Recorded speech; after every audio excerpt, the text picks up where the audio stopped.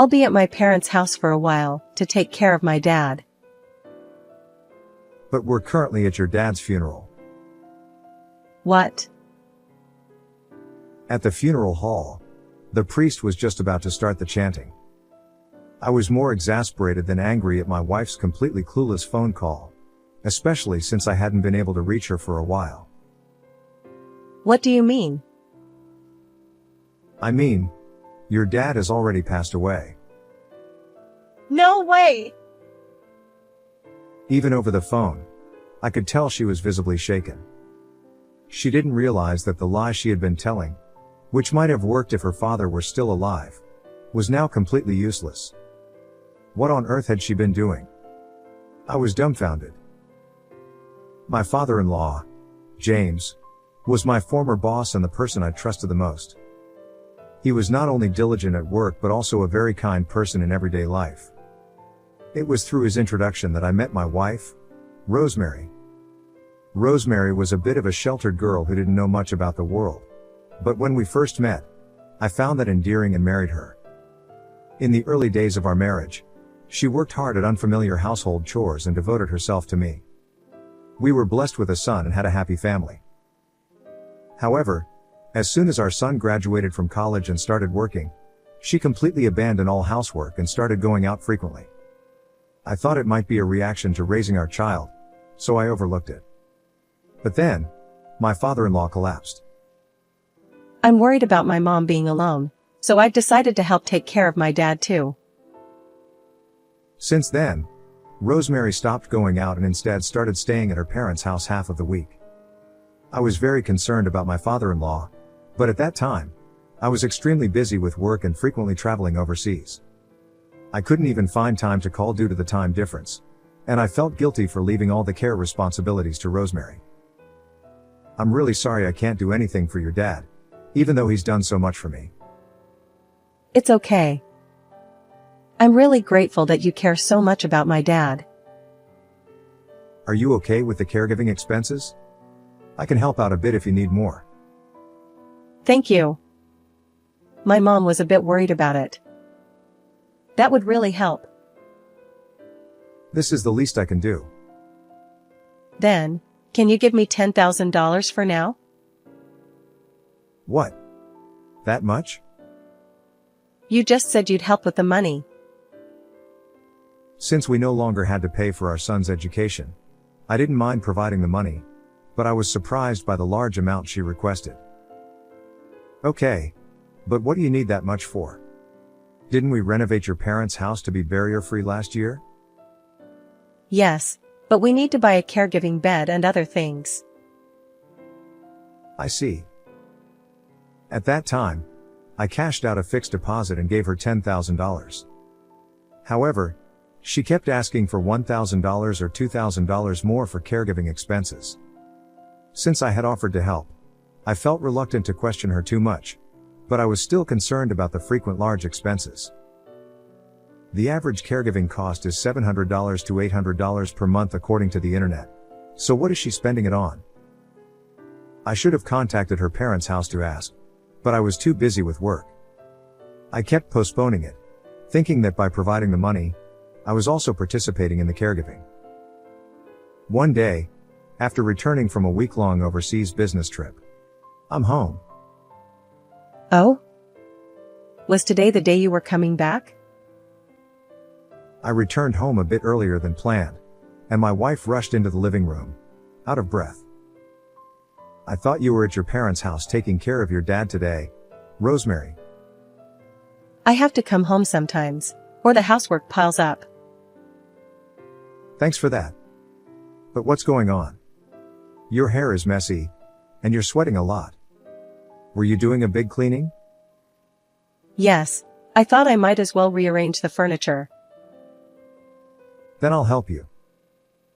You just got back from a business trip and must be tired. Why don't you go to a nearby cafe and relax until I'm done cleaning? It's fine. I'll help. No, that's not necessary. Please, go out and take it easy. She insisted, so I went to a nearby cafe, but something felt off. Why can't she clean if I'm here? It felt like she didn't want me in the house. Could someone have been here? No way. I had a bad feeling. Hey, I got a call from my parents' house. They want me to come over today. Is that okay? Right now? As I was sipping my coffee and feeling uneasy, my wife called. My mom threw out her back. She wants me to help take care of her. Threw out her back? When? A couple of days ago, but I didn't want to worry you while you were overseas. I see. But weren't you in the middle of a big cleaning? That's done. I need to hurry, so I'm sorry. Before I could say anything, she hung up. I rushed home to find the house empty. Despite her saying she was doing a big cleaning, there were no trash bags, and the house looked the same as before. I decided to call my mother-in-law, and her response was unexpected. Hello. Actually. Michael, I'm glad I reached you. James is in critical condition. Come to the hospital right away.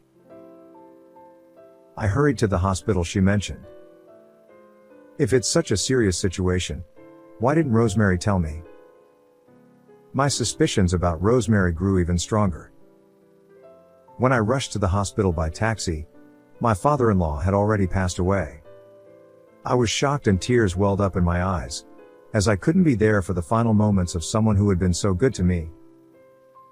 I'm very sorry about James.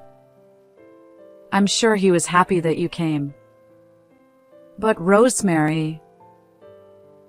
To my surprise, Rosemary, who was supposed to be taking care of her father in place of her mother, was not at the hospital. I've been trying to contact her multiple times. But Rosemary was coming to take care of James every day, right? Rosemary? She hardly ever came. What? But she stayed over at your house many times and I gave her a lot of money for caregiving expenses. What are you talking about? We looked at each other in astonishment. She said she needed to buy a caregiving bed and other things, so I've given her about $30,000 so far.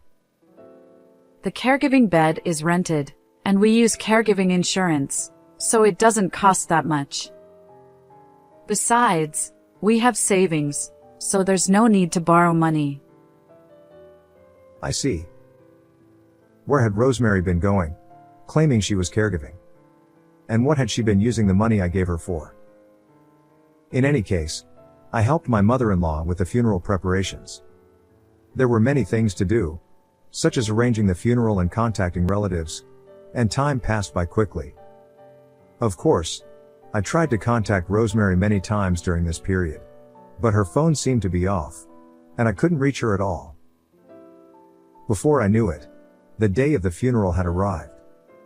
In the family seating area, it was just my mother-in-law, my son, and me. Many relatives who came asked, "Where's Rosemary?" But I could only give vague answers. Then, just as the priest was about to start the chanting, Sorry, but it looks like I'll be staying at my parents' house for a while longer to take care of my dad. Rosemary, who hadn't answered any of my calls, called me in a carefree voice. I might not be able to come home for another week. Sorry. Really? My dad's condition is worse than I thought, and I'm worried. I see. It's a shame that I can't spend time with you while you're in the US. That's fine. So, where are you now? I told you, I'm at my parents' house. For what reason? What are you talking about? To take care of my dad, of course. We're at his funeral right now. What? Rosemary was silent for a few seconds, seemingly unable to comprehend the situation. Hey, are you listening? Your dad has passed away. No, why?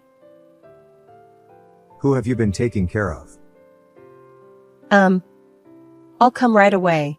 Just tell me the location of the funeral. Finally understanding the situation, Rosemary's voice was frantic. Ah, you don't need to come. Why not? It's my dad's funeral. You haven't been reachable at all. So what are you talking about? My phone was broken. I couldn't help it. Just tell me the location. The priest is about to start the chanting, and you'll just be in the way. How can you say that? Fine, I'll ask my mom. Your mom said not to come. No way! Anyway, I'm busy. Bye. Ignoring her as she tried to say something else, I hung up the phone. Actually, I already know where Rosemary is and who she's with. Dad, I saw Mom walking arm in arm with a man. Liam told me this when I was frustrated about not being able to reach Rosemary. I saw her last month at the location of my company's new employee training. I was curious and followed them, and they went into a hotel. Liam awkwardly took out his phone and showed me a photo. You've got to be kidding me. I thought she was away taking care of James. Right? I was shocked too. But I didn't want to tell you until I had more evidence. You were thinking about that? Yeah. Working is tough, you know. Since I started my job this year, I've realized how hard you've worked for us. I can't forgive Mom for betraying you like this. I was surprised that my son, whom I still thought of as a child, had been thinking about me in this way. You've grown up, Liam. Of course. I'm an adult now. That's true. So, did you find any evidence? Yeah, absolutely. You know I bought Mom a new phone with my first paycheck, right? I remembered Rosemary being so happy about it and bragging to me. No way. Yes, way. Mom is terrible with technology, so I set everything up for her. I installed GPS to track her location and set it up so I could see her messages on my computer. You managed to do all that? I'm a programmer at my current job. This was easy. I was impressed by how reliable my son had become. When I saw the evidence he had gathered, I was stunned. Her affair partner is this guy? And they're on a trip to Hawaii right now. Can you believe it? They're supposed to come back tomorrow, so she might call during the funeral. Just as Liam predicted, Rosemary called in the middle of the funeral. The predictability of the situation made Liam and me exchange looks of exasperation, and I almost burst out laughing. But I held it in, knowing it would be inappropriate.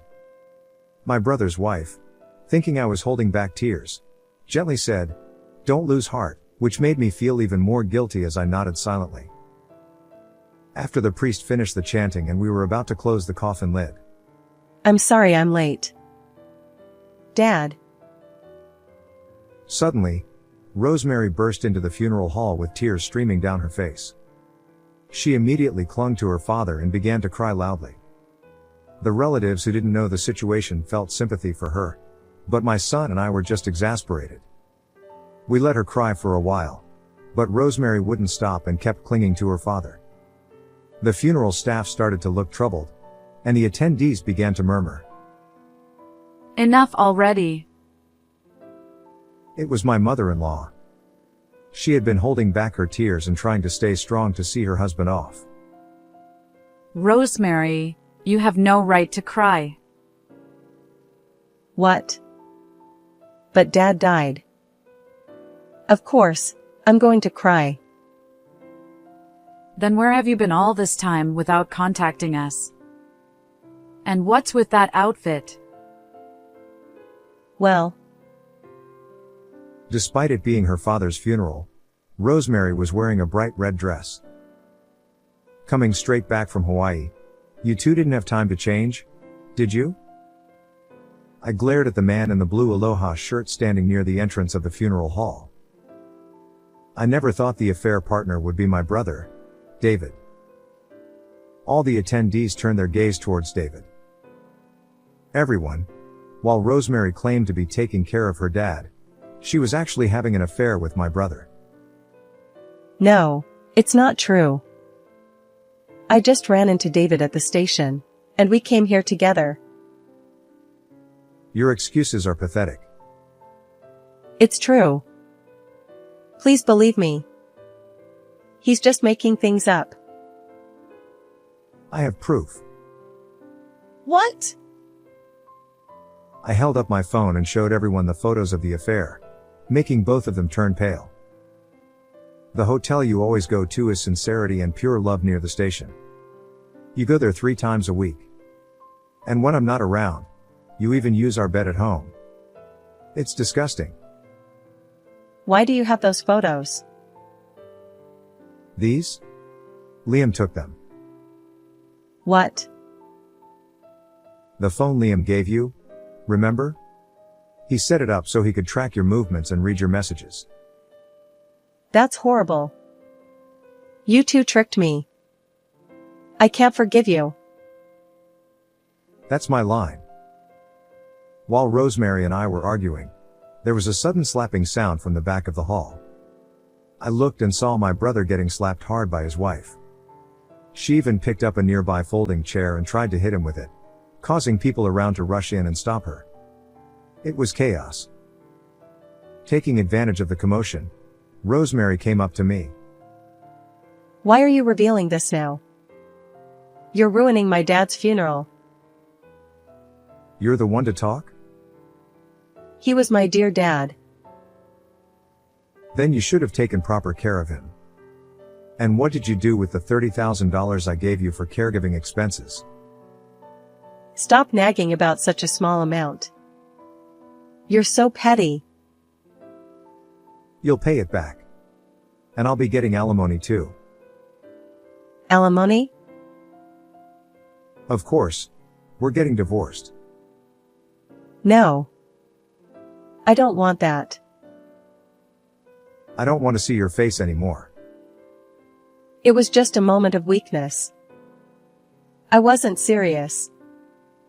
Let's start over. Enough already. With my mother-in-law's sharp rebuke, the room fell silent. Please close the coffin lid. The funeral staff, who were taken aback, hurriedly closed the lid. What should have been a solemn farewell moment turned into a rushed task. I don't want to see your face anymore. At her cold words, Rosemary collapsed to her knees. David too was left staring blankly into space after his wife declared she wanted a divorce. After that, we left the two of them at the funeral hall and headed to the crematorium.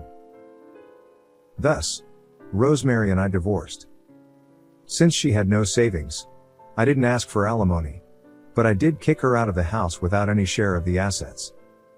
As for my brother David, he paid me $30,000 in alimony in one lump sum. David's wife also demanded alimony from Rosemary. Moreover, David was fired from the company where his wife's father was the president. With nowhere else to go, the two of them started living together. But since they were only interested in a fling, it didn't work out, and they soon separated. Rosemary contacted me once after that. Aren't you lonely being alone now? Let's get back together.